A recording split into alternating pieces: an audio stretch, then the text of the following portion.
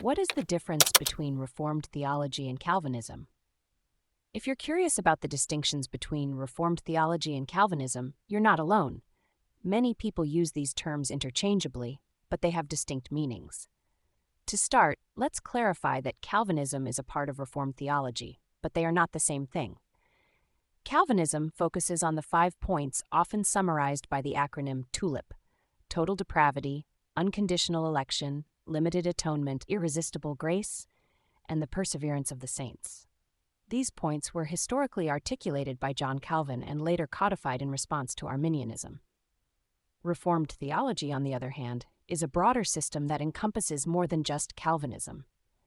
To be Reformed, one must adhere to several key principles.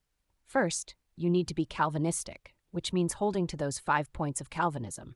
However, being Reformed also involves being covenantal and confessional. Being covenantal means understanding the covenantal framework of the Bible. This includes the covenant of redemption among the persons of the Godhead, the covenant of works with Adam, and the covenant of grace promised in Genesis 3:15.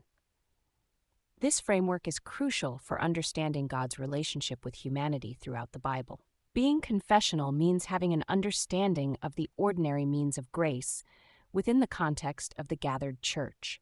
It also involves holding to a distinction between the law and the gospel.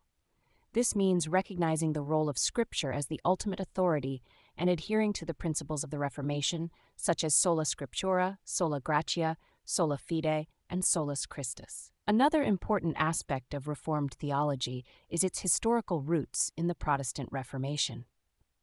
Reformed theology arose in opposition to Catholic theology and later to Arminian theology. It affirms the teachings of the early Church and the Apostles, and it is characterized by a commitment to the 5 solas of the Reformation. In contrast, someone can be a Calvinist without necessarily being Reformed.